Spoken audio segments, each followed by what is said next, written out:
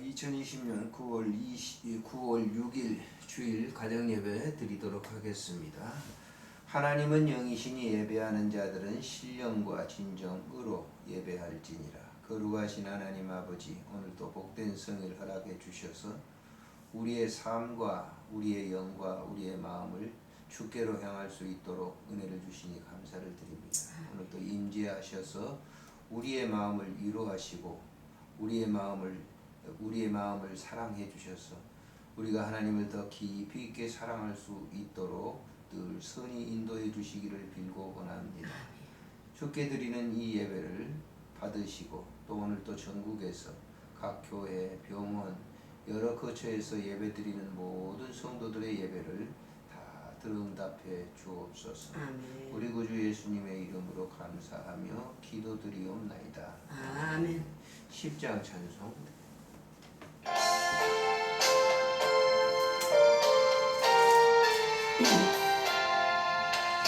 전능왕 오셔서 그 이름 찬송케 하옵소서.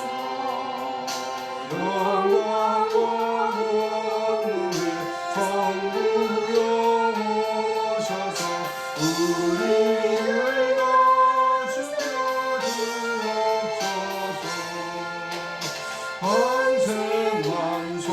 성자여 오셔서 기도를 들으소서.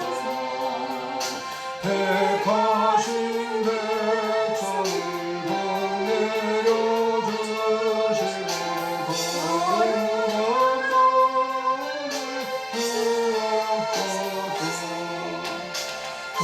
마음을 주옵소서. 그녀의 주 성령 오셔서 큰 증거 주옵소서.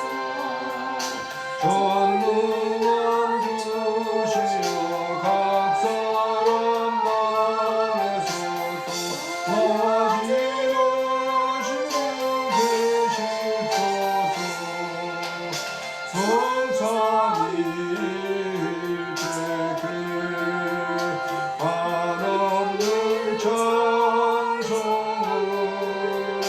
드립니다. 존귀한 주님을 영광 중매하고 영원히 모시게 하옵소서.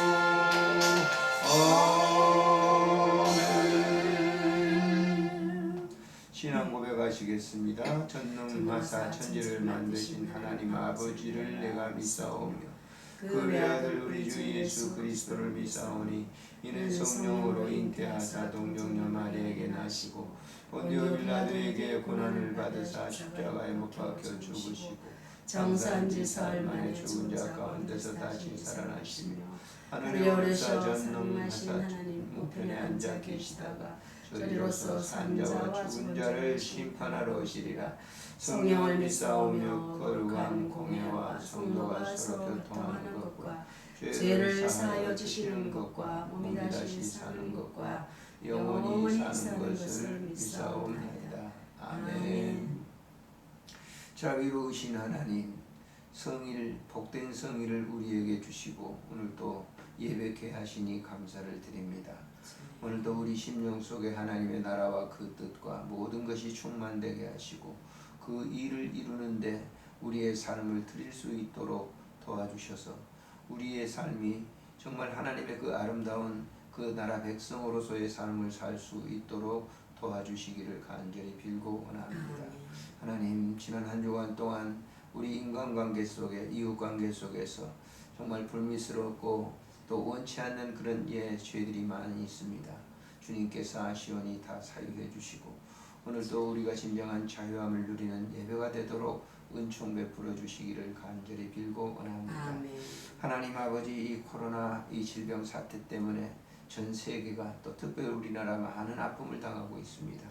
하나님 아버지, 이제 연약한 이 백성들을 긍휼히 여겨 주시고 또 오래 두지 마시며 이러한 모든 것도 신약을 개발케 하사 잘 모든 것을 치료할 수 있도록 도와주시기를 간절히 빌고 원합니다.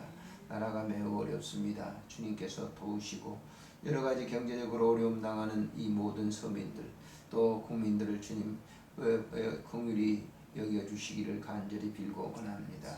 하나님 몸된 교회 하나님 함께 하시고 오늘도 예배드리는 모든 성도들을 주님 축복하시며 은혜도 입혀주시기를 간절히 빌고 원합니다. 우리가 지난 몇 달 동안 이렇게 병원에서 예배를 드리지 못하고 있습니다. 오늘도 하나님 아버지 사랑하는 그 환우들이 있습니다. 섬기는 분들 주님께서 기억하시고 하나님 저들의 마음을 위로해 주시기를 간절히 빌고 원합니다. 하루하루 살아가는 생명의 여정 가운데 몸이 아파 어찌할 바를 알지 못하는 환우들을 주님이 긍휼히 여겨주시기를 간절히 빌고 원합니다. 오늘도 피 묻은 손으로 저들을 만져주시고 위로해 주시기를 간절히 간구하고 빌고 원합니다. 하나님 아버지 오늘도 우리에게 귀한 말씀을 주시기를 빌고 원합니다. 우리가 읽는 그 과정 속에서 주시는 이 말씀을 오늘도 묵상하겠사오니 그 말씀이 우리의 심령 속에 임재하셔서 우리의 마음을 위로하시고 큰 평강으로 가득 채워주시기를 간절히 빌고 원합니다. 함께해 주실 줄을 믿고 우리 구주 예수님의 이름으로 감사하며 기도드리옵나이다. 아멘. 하나님의 말씀 마태복음 10장 9장에서 봅니다. 마태복음 9장 35절부터 38절까지 같이 보도록 합니다. 35절 시작. 예수께서 모든 도시와 마을에 두루 다니사 그들의 매당에서 가르치시며 천국 복음을 전파하시며 모든 병과 모든 약한 것을 고치시니라. 무리를 보시고 불쌍히 여기시니 이는 그들의 목자 없는 양과 같이 고생하며 기진함이라. 이에 제자들에게 이르시되 추수할 것은 많되 일꾼이 적으니 그러므로 추수하는 주인에게 청하여 추수할 일꾼들을 보내주소서 하라 하시니라. 아멘. 예수님께서 이 세상에 오신 목적을 이루는 것이 공생의 그 기간이라 이렇게 말씀을 드릴 수 있습니다. 그 공생애를 시작하시면서 예수님께서는 제일 먼저 이제 세례를 받으시고 또 그 받으신 이후에 그 주변에 나가서 하나님의 나라의 소식을 전하죠. 회개할 하나님의 나라가 가까웠다. 하나님의 나라를 선포합니다. 어디 이 세상에 선포를 하시는데 그 선포의 도구 직접적으로 하나님의 나라를 백성들에게 전하면 그 백성들이 잘 알아듣지 못해요. 그래서 마태복음 13장에 보면 천국의 비유를 들어서 설명을 하시고 또 사람들이 일단은 와야 되니까 하나님은 당시에 가장 연약한 병자들을 대상으로 해서 그들을 치료하시고 그들에게 복음을 전하는 거예요. 가장 약자들에게. 왜냐하면 있는 사람, 뭔가 권세, 물질 이런 사람들에게 있어서는 우리 지금도 마찬가지입니다만 복음이 제대로 들어가지 않아요. 왜냐하면 보이는 가시적인 거 있기 때문에 복음이 들어가지 않죠. 그래서 연약한 그런 사람들을 대상으로 먼저 치료를 해주시죠. 그리고 이제 그 오신 목적, 즉 하나님의 나라를 그들에게 전하고 있는 것을 볼 수가 있습니다. 오늘 본편에서도 보면은 그 공생의 기간 중 하신 오신 그 목적을 이루는 그런 이 과정을 소개하고 있는데 35절에 보면 모든 도시와 마을에 두루 다니사 그랬어요. 두루 다니사. 그 지역 전체의 지경을 두루 다니셨다라고 하는 거예요. 왜 다녔겠어요? 뭐 할 일이 없어서 다니는 거 아니잖아요. 하나님의 백성들을 찾기 위해서 다니신 거죠. 하나님의 그 자녀들을 찾기 위해서 다니셨다라고 하는 그런 겁니다. 두루 다녔다. 그 지역 전체를 다니신 게 요단강 지역을 주변으로 해서 그 지경을 두루 다니셨다. 다음으로 오면은 그들의 회당에서 그랬어요. 그들의 회당 유대인들이죠. 회당 모임 왜 같습니까? 구약 성경에 구약에서 나오는 그런 그 제사를 드리고 또 율법을 가르치는 곳이 회당이죠. 그러니까 그곳에 가셨어요. 대상자들이 바로 하나님의 거룩한 백성들이 모이는 유대인들. 당시에 유대인들은 하나님의 백성들이죠. 자녀들이죠. 다는 아니었지만은 그들은 구약에 모세가 하나님으로부터 받은 율법을 그 토라를 그 회당에서 가르치고 제사 의식을 지내고 그런 것이죠. 근데 그곳에 가셨다. 그곳에 가셔서 뭐 했어요? 가르쳤다. 뭘 가르쳤겠습니까?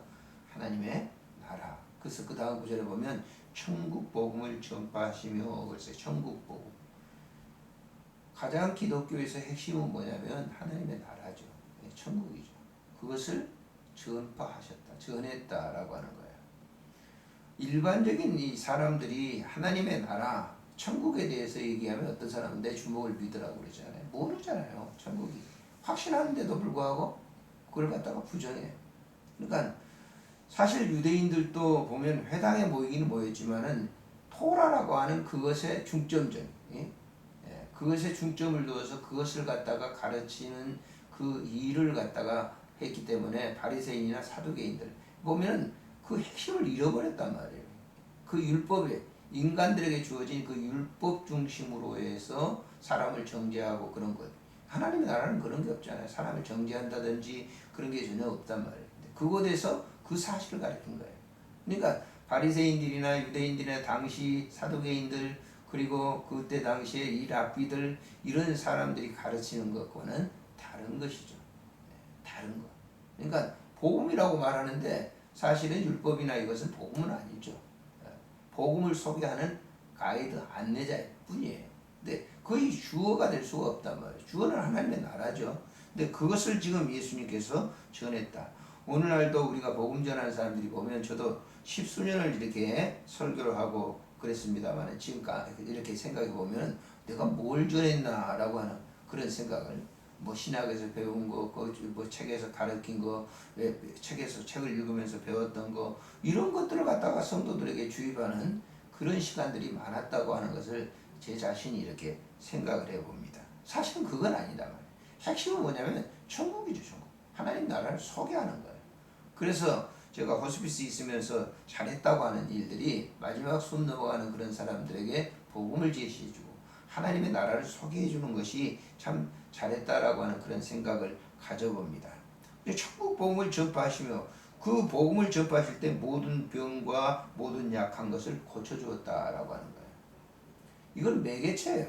병 고치는 것이라고 하는 거는 오늘 기독교 어떤 분들 보면은 기독교가 무슨 병 고치는 그런 집합초처럼 생각합니다만은 그것만 내세운다고 하면 기독교는 의미가 없는 거예요. 기독교는 하나님의 나라죠.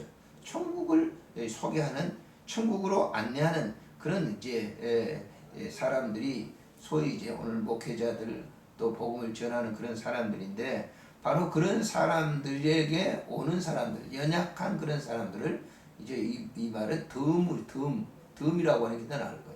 덤으로 고쳐준 거예요. 그게 덤이 주어가 되지 못하는 거죠. 하나님의 나라 그 나라를 소개하는데 그것이 하나의 매개체로서 고쳐주셨다라고 하는 것을 여기 소개하고 있는 겁니다. 36절에 보면은 무리를 보시고 불쌍히 여기시니 무리를 보시고 사람들을 보는데 진정한 가이드가 없어요. 하나님의 나라로 인도하는 가이드가 목자가 이렇게 얘기하잖아요. 그래서 그들이 목자 없는 양과 같이 무리들 보긴 보는데 종교를 따른다고 하는데 유대인들이 그걸 갖다 뭘 믿는다고 하는데 그건 진짜가 없는 핵심이 없는 그런 껍데기를 갖다가 그들에게 전해주는 소개해주는 것이 진짜가 없는 그 왜 그럴까요? 목자가 없단 말이에요. 우리가 예레미야 시대도 보면은 유다 말기 시대에서 방하는 그런 그 과정을 보게 되면 어찌 그 선지자들이 없었겠어요? 많이 있었어요. 그런데 진정한 선지자는 예레미야 아주 소수의 그런 이 선지자들이 있었던 것을 우리가 알 수 있잖아요. 오늘날 우리가 목회자들 많죠. 그런데 주님이 정말 서울에 와서 우리 한국에 와서 진정한 목자들을 이렇게 찾을 수 있을까요? 목자가 없다는 거예요. 양들이 유리할 수밖에 없는 거죠. 진정한 이 신앙의 핵심을 갖다 가르치지 못하는 그런 이 껍데기만 가르치는 그런 사람들 때문에 이 예수님께서는 목자가 없다 그랬어요. 그러면서 구체적인 얘기를 합니다. 사실 37절에 보면은 이에 제자들에게 이르시되 추수할 건 널려 있다. 추수할 것은 널려 있는데 그 일꾼들이 없다는. 많은 일꾼이 적으니. 지금 하나님의 나라 백성들이 지금 널려서 있는데 그런 널려 있는 백성들을 추수할 진정한 일꾼이 없다라고. 아침에 이 말씀을 제가 묵상하면서 저도 목회를 오랜 기간 동안 이렇게 하면서 진정한 일꾼이 되었는가라고 하는 질문을 이렇게 던져 보았어요. 일꾼이 적으니. 오늘 서울 장안에 오셔서 예수님께서 보실 때 뭐라고 얘기하실까? 똑같은 얘기를 하시지 않았을까라고. 그래서 38절에 그러므로 추수하는 주인에게 청하여. 추수하는 주인이 누굽니까? 하나님께 청하여 추수할 일꾼들을, 진정한 일꾼을 보내주세요라고 하는. 시대마다 우리가 세계 기독교 역사를 보게 되면 기독교가 굉장히 암흑시대가 언제 가장 번창했다고. 소위 사람들이 말할 때는 뭐 예배당은 막 기어 올라가고 교인들이 많이 모이고 그걸 굉장히 번창한 시대라고 말합니다만은 진정한 이 성경이 가르치는, 주님이 가르치는 그러한 영안으로 바라봤을 때는 그때는 일꾼이 없었던 시대. 중세 시대가 왜 개신교들이 이렇게 칼빈이나 뭐 루터나 주인글이나 이런 사람들이 등장할 수밖에 없었을까요? 당시에 예배당 짓는데 몇백 년 걸려서 예배당 짓고, 그 예배당 지을 돈이 없으니까 뭐 연복회를 돌려가지고 그 동전이 딸랑 떨어지는 순간 지옥에 있던 연옥으로 올라가고, 연옥에 있던 사람이 천국으로 올라간다는 그런 거짓설을 퍼뜨린 그런 사제들이 얼마나 많이 있었는지 몰라요. 그러니까 성경을 진정하게 바로 보고 있는 루터라든지 칼빈이라든지 이런 사람들이 개혁을 일으킬 수밖에 없죠. 물론 천주교에서는 그걸 아주 종교 개혁을 일으켰던 개신교에 대해서 전부 지옥에 있는 그런 사람들이라고 당시의 사제들이 평가를 했죠. 근데 주님께서 봤을 때는 일꾼이 그때 없었던 거예요. 진정한 일꾼을 부르신 거죠. 오늘날도 마찬가지입니다. 교회가 아주 급성장했던 그 교회들이 어떻게 됩니까? 어느 나라든지 보면은 그 급성장해서 화롭게 예배당을 짓고 그러면 그때부터는 뭐예요? 진정한 복음이 드러나지 않는 거예요. 그러니까 오늘 보면은 그런 사람을 청해라는 거예요. 추수할 일꾼을 보내주세요라고 기도해달라고 하는 거죠. 지금 굉장히 어려운 이 난국에 처한 이 한국 교회도 마찬가지. 진정한 일꾼, 정말 하나님의 나라를 바로 전하는 그러한 사람들, 그런 사람들을 우리가 기도해야 되는 거예요. 그런 사람들을 보내주세요. 사람이 자발적으로 나서가지고 내가 그런 일꾼입니다. 그게 아니고 하나님께서 세우신 그러한 하나님이 원하시는 일꾼들을 보내주시라고 하나님께 간구해야 될 것이다 라고 하는 그런 말씀을 하고 있는 겁니다. 오늘 이 시대를 살아가는 우리들에게 있어서 이 말씀하고 있는 주님께서 말씀하시는 이 의미를 영적으로 우리가 바로 이해하고 그런 일꾼들을 구해야 될 때가 바로 이런 이 난국에 정말 주님의 일꾼이 필요한 이때에 그런 진정한 일꾼들을 하나님 보내주세요. 그래서 이런 이 어지러움 속에 있는 정말 진리가 무언지를 잘 분간하지보다는 회색지대에 있는 그 기독교인들, 교회라고 하는 그 거대한 속에서 있는 이 회색지대에 있는 그런 이 교인들에게, 그런 지도자들에게 진정한 일꾼이 필요하다고 하는 사실을 우리가 전하고 또 그것을 하나님께 간구해야 되는 것. 그것을 주님께서 이 공생의 기간 동안 시작하시면서 바로 그래서 예수님이 당신 혼자 해도 다 되는 거예요. 그런데 일꾼들 12명의 제자를 세우신 그 이유가 바로 여기에 있는 것이죠. 진정한 그 12명의 제자들을 부르신 이유도 바로 이 하나님의 일꾼들이 필요했다. 그래서 그들을 통해서 초대교회 역사를 바로 이루어 나가고 있는 것을 우리가 성경과 그 역사 속에서 살펴볼 수 있듯이 오늘 또 그런 사람들이 필요한 시대가 아닌가 생각을 해봅니다. 좋으신 하나님 아버지 은혜를 참으로 감사를 드립니다. 오늘 이 시대 속에 하나님께서 친히 이 땅에 육신을 입고 오셔서 말씀하십니다. 하나님 나라를 온전하게 전할 수 있는 일꾼들이 필요합니다. 하나님께서 보내주셔서 이 어지러운 이 삶 속에 있는 우리 성도들에게 또 하나님의 백성들을 인도하는 리더자들에게 크신 은혜를 베풀어 주시기를 간절히 빌고 원합니다. 이 시대는 일꾼이 필요합니다. 하나님 보내주시기를 빌고 원합니다. 난세의 일꾼이 필요한데 하나님 이러한 때 진정한 일꾼을 보내주셔서 하나님의 온전한 나라를 계속적으로 전할 수 있도록 은혜를 허락 주시고 특별히 이 말세 때가 다 됐습니다. 하나님 아버지 이제 이 백성들 온전하게 하나님을 바로 믿을 수 있고 또 하나님 나라를 온전하게 섬길 수 있는 그 나라 안에 살 수 있는 그런 백성들이 되게 해주시기를 간절히 빌고 원합니다. 오늘도 예물 드리는 손길마다 하나님 함께 하시고 하나님의 나라가 온전하게 바로 전할 수 있도록 은총 베풀어 주시옵소서.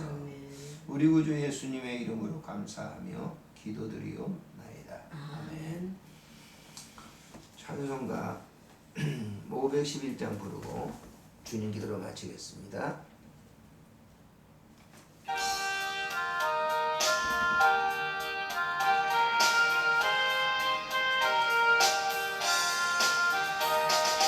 예수 말씀하시는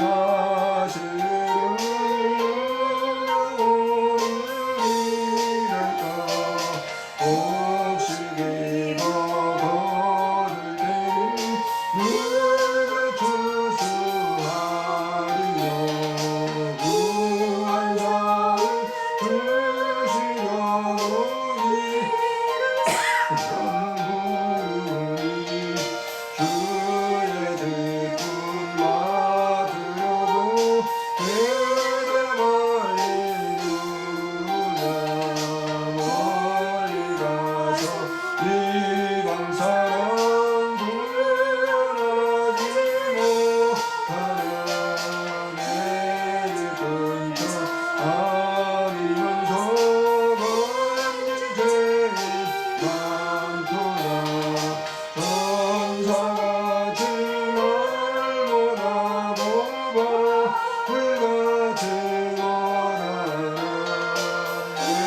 예수께서 구속함을 인다해 떠나세 죽을 사람 구하라고 예수 너를 부르니 힘이 없어 못한다고 빙계하지 말지라 그가 주신 기쁨마다 항상 기뻐 지키고 부르시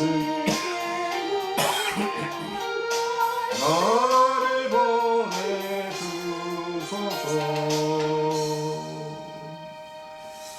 하늘에 계신 우리 아버지 이름이 거룩히 여김을 받으시오며 나라가 임하옵시며 뜻이 하늘에서 이루어진 것 같이 땅에서도 이루어지이다.